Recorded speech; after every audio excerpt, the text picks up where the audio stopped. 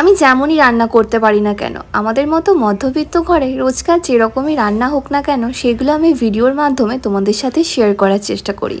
তার মধ্যে কিছুজন আছে যারা যত নেগেটিভ কমেন্ট করে আমাকে ডিমোটিভেট করার চেষ্টা করে, কিন্তু হ্যাঁ, তার মধ্যে আরও কয়েকজন আছে যারা আমাকে অনেক ভালোবাসে, অনেক ভালোবাসা দেয়। তো তাদের জন্যই আজকের ভিডিওটা। আজকে দেখো, রাতের বেলা মাম্মামের জন্য একটুখানি আলুর তরকারি করছি। দিনের বেলা অনেকটাই ভাত করেছিলাম, তো সেই ভাত থেকে গেছিলো। ভাবলাম যে 3টে সাড়ে 3টের সময় খাবার খেয়েছি, ভাতটা তো নষ্ট হয়নি, ফ্রিজে রেখে দিয়েছিলাম, তো সেটাই গরম করে ওকে দেবো। আর তার সাথে একটু আলুর তরকারি করে দিই। ম্যাগি মশলা দিয়ে আলুর তরকারি করে দিলে না, ও খেতে বেশ ভালোবাসে, তো ওর জন্যই করা। আমি অবশ্য রাতের বেলা আজকে ভেবেছি একটুখানি ওটস খেয়ে নেবো, কারণ দিনের বেলা একটু হেভি খাওয়া দাওয়া হয়েছে, তাই রাতে একটু হালকা খাওয়ারই চেষ্টা করি।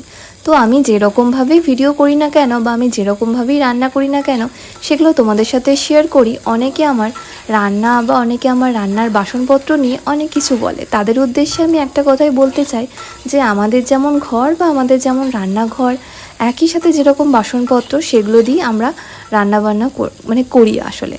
কি বলতো, শো আপের জন্য তো কিছু করি না। যেরকমভাবে থাকি, যেরকমভাবে খাই, যেরকমভাবে রান্না করি, সেরকমই সেটা ভিডিওর মাধ্যমে তোমাদের সাথে শেয়ার করার চেষ্টা করি। তো যাই হোক, দেখো আলুটা তো ভাজা ভাজা করে নিয়েছি হালকা, তার মধ্যে একটু নুন, হলুদ আর এখানে একটা টুকরো করা টমেটো দিয়ে দিলাম। এবার এটাকে আরও খানিকক্ষণ নাড়াচাড়া করে দিয়ে দেবো পরিমাণ মতো জল, দিয়ে খানিকক্ষণ ঢাকা চাপা দিয়ে সিদ্ধ হয়ে গেলেই কিন্তু আমাদের আলুর তরকারি বা আলু চচ্চড়ি যাই বলবে, সেটা রেডি হয়ে যাবে। এবার এটা দিয়ে একটা ডিম ভাজা দিয়ে মাম্মাকে আজকে ভাত দেবো রাতের বেলা। তো চলো সিদ্ধ হোক, ততক্ষণ দেখো এই যে ডিম বের করে রেখেছি। তোমাদের দাদার জন্য 2টো ডিম সিদ্ধ করব, আর মাম্মামের জন্য একটা ডিম ভাজা করে দেবো।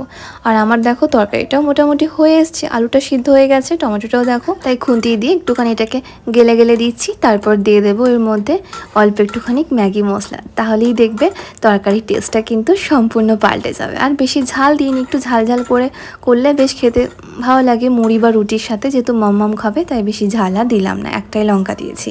এবার এই যে একটুখানি ম্যাগি মশলা ওপর দিক থেকে দিয়ে দেবো, একটুখানি ঝোলটা শুকিয়ে এলেই কিন্তু আমাদের আলু চচ্চড়ি রেডি হয়ে যাবে। এরকমভাবে কিন্তু দেখবে রুটি দিয়ে বা মুড়ির সাথে খেতেও কিন্তু বেশ ভালো লাগে।